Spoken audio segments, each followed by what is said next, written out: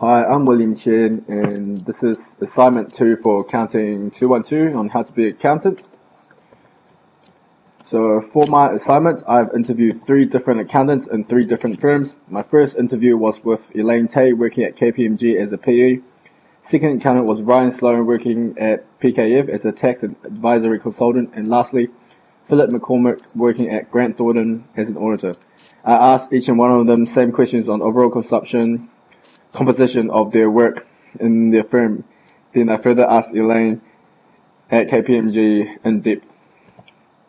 Firstly, I had a table to ask the percentage they each took on specific tasks in the area. The results were very interesting as it's very different from each other. I further asked out of these tasks what was the most important and least important. I found out that for PE, meeting the client was the most important and emails were the least important. This was shown when Elaine said every staff in KPMG has a personal budget they have to meet for the company each year. The number is your salary number times 4. So for example, $50,000, your annual salary times 4 equals $200,000 you have to make each year for the company.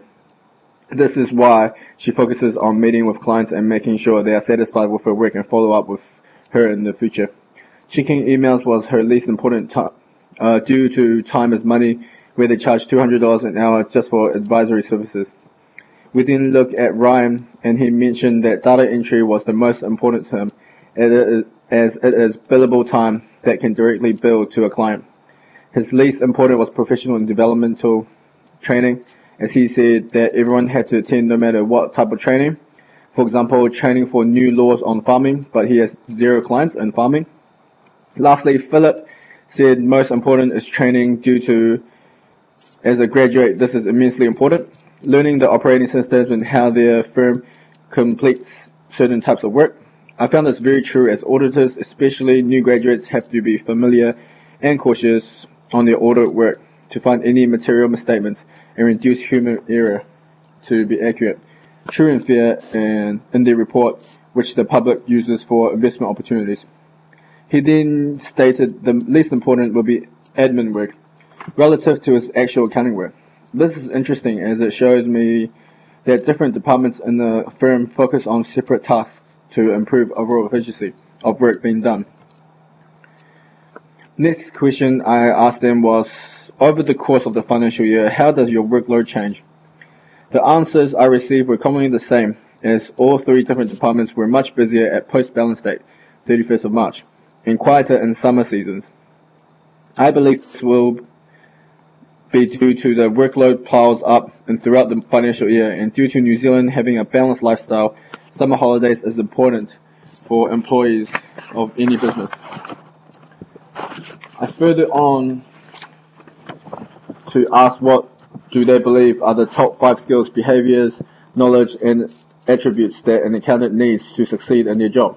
Elaine noted integrity, passion, consistent, analytical skill, and ethics. She noted that working as a PE is not just providing financial statements, but knowing how to approach and work with clients to earn their trust and consistently building up your skills.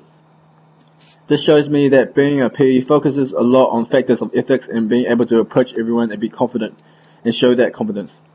Ryan said the essential 5 skills for him including building a bigger picture with your clients' ideas with a base knowledge, being able to think on your feet, relationship with clients, build your skills and knowledge, and to be calm and collected in pressure situations. This shows that working in tax, you always have to be on your feet, being up to date and knowing who you're working for and why you are working for them, so work can be carried out in the most efficient way. Lastly, I asked Philip what he believed the top 5 skills were needed to succeed. He stated the most important factor would be the ability to learn at a reasonable pace, interpersonal skills, computer work, work-life balance, and adaptability to various situations and clients. After looking at the major factors to succeed in all 3 departments, I believe that an auditor would have to have the overall skills out of tax and PE, where PE focuses more on client and tax being more focused towards knowledge. Philip further said because the role of accountants has changed so fast, they have to speak to people outside work regularly. Not just being able to think on your feet fast and learn fast, but being able to slow down and be confident talking to clients.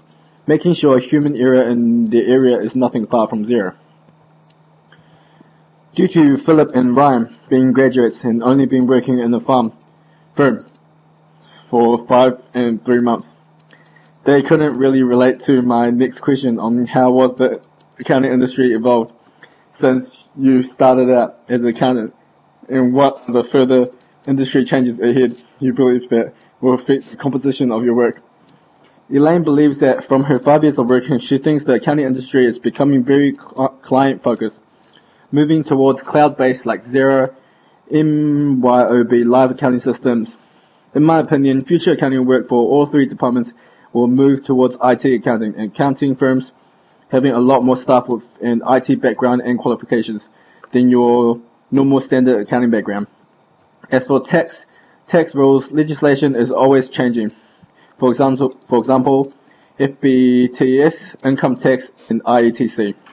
So to keep up with the knowledge needed, you must be able to learn at a reasonable pace. After asking them all internal business related questions, I finished off asking what is the most common external service or function that you provide to clients. All 3 accountants said advisory and consultancy work, but due to Philip and Ryan being in a medium-sized firm and as graduates, they charge by hour after 10 minutes, for example, phone calls. On the other hand, Elaine works for KPMG, one of the big 4 accounting firms in the world. The external advisory and annual compliance services are charged by the minute, or $200 an hour. She further on said in the tax department of KPMG, they charge $700 per hour for advisory services. The results were very interesting, as I learned not just being able to find a new client and build a relationship with that client, but also be very confidential with your work and advice, making sure the client signs with you first and then work from there. Time is very valuable and scarce for accountants. After interviewing all 3 accountants working in different departments of an accounting firm, I further asked Elaine questions in depth relating to specific details of her company and composition of her work. My questions included day-to-day activities, brief description of departments in KPMG, and a journey from day 1 at university until now. Before breaking down to specific departments, I asked her how her company sets any budgets and where do the funds come from, and how they are used in the whole company. She stated the overall company budget is set nationwide by the Auckland-based company. It's based on the revenue use percentage going to different departments. Further stating every staff also has a budget to reach, as I've noted above. As for funds, KPMG uses mostly always retained earnings for funds, where there is no need for external funding. Even with only using retained earnings as funds, KPMG still donates $2 million each year to schools, donating computers, bikes, etc. For the 3 departments of audit, PE and tax, KPMG normally runs an external audit, PwC audit accounts. Their major tasks include stock counts and finding materialistic findings of accounts. With only 30 people overall in the Christchurch firm out of 250 people in whole New Zealand, they are always out and away at clients' firms 26 weeks in a whole year. The balance of life and work for auditors in KPMG must be a struggle. There are only 6 people in KPMG's tax department, with their main focus on deferred tax, international tax, and transferred prices for group companies. She further said as a PE, tax workers work close with her due to there are a lot of questions sent her way, as they need to be up to date with IRD and tax changes, and also provide advisory advice to small accounting firms. As for Elaine's department of PE, there are roughly 25 people in Christchurch. Their main objectives on a day-to-day basis is information gathering using Xero, daily feeds from the bank or shoebox clients to ring them once a year and send their information to them for their financial statement. They further add value by sending a checklist to know what to send and what have been sent. Gathering information is the most important and crucial part, as it has been very accurate. As she said, every single line in the statement needs a reference or working paper saying what is this number. Then it's sent to the manager to review it, then finally partner signs off the copy, which is sent to the client. After Elaine told me her day-to-day activities and the main focus was her clients, I asked her with her focus mostly on her and the company's clients, specifically how do you choose or accept the client, making sure the reward outweighs the risk you take. She stated that was the easy part. After getting to know the client and building a good first impression, the first step to analyzing a client is the analysis of sentinel risk. Elaine puts the client's company into a software and it covers all the client's firm's progress, partners, and specific activities to acknowledge the risk she's willing to take on. The Auckland head base will take a look and have a meeting about the firm after all information is gathered from their risk database. Besides the major departments, what other activities or tasks does the firm carry out that's not always in the spotlight? She stated everyone thinks the most important thing in the accounting firm is work, work, and more work. But in KPMG, it's all about the culture. There are team bonding days like Beer Fridays. What KPMG have that other firms don't have is that their partners are close to the team, where other firms, the team members don't dare to talk to the partners. Charity work is also a main focus for KPMG. The biggest charity will be Chumley Homes, where they work closely to mentally disabled trusts, and they do financial accounts for them for only half the charge. Every staff also has 1 full day of voluntary day, which is counted as a paid leave. Halfway through my interview, I wondered to myself, how does the employees at KPMG keep up with their knowledge? Why is their internal education ranked so high compared to other firms? Elaine then answered that professional training is a huge focus for their staff to always be up to date. There's a monthly basis training course where they make sure CPD and professional development is up to date every year. If cannot attend, then money will be provided to train with someone else at another time. Also, every year, NZECA requires each staff to have 60 hours of training annually, so the firm needs to make sure that this is done. This is called CPD hours. Moving on to the negative or so-called dark side of the company, I asked Elaine if they had any fraud complaints or the consequences of failed work and how the company or her team has dealt with these situations. She said there hasn't been any fraud in New Zealand due to the risk assessment they put the clients through first. If there's a risk identified, then the situation passed to the risk partner who deals with everything. As for complaints, normally it's sent to the media or the marketing team, but if it's coming from the client, it goes to the partner first, then each division deals with their own client. The CEO or board would not get involved. She then stated that there has been no foul work or work that cannot meet the deadline. The manager or senior check on a daily basis to see if you can manage. If not, they will communicate with the client so there's no accidents or surprises. They have to meet the deadline even if they have to put 20 hours in the day. The only surprise they had was one person got dismissed due to bad attitude, bad teamwork, and rejected the firm's culture. Or as KPMG calls it, one person poisons the whole team. The process consists of 3 warnings, then they get dismissed. After each warning, the employee will be put in a development program to push you harder and give you more homework for self-time learning. After asking about activities of the firm, lastly I asked her, so why accounting? She answered with an honest answer, it's a secure occupation. On top of that, she likes to meet people and likes to show leadership in the group by showing clear information and strong personality, which shows her confidence.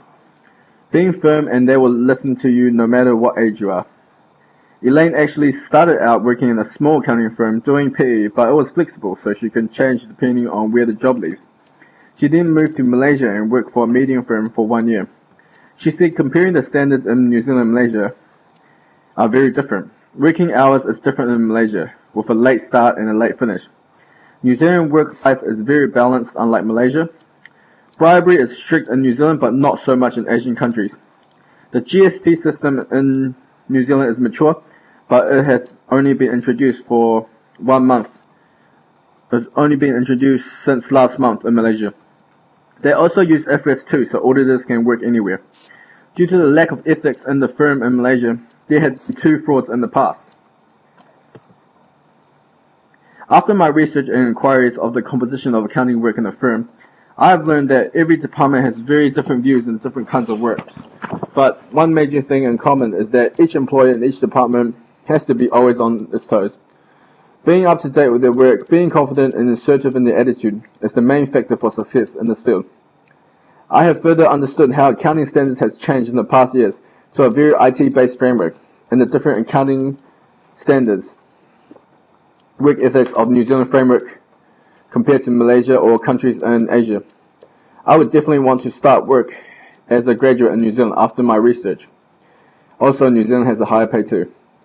I would like to thank all 3 accountants for taking the time out to answer my questions, and a special thank you to Katie Schmeider for helping me out with question ideas.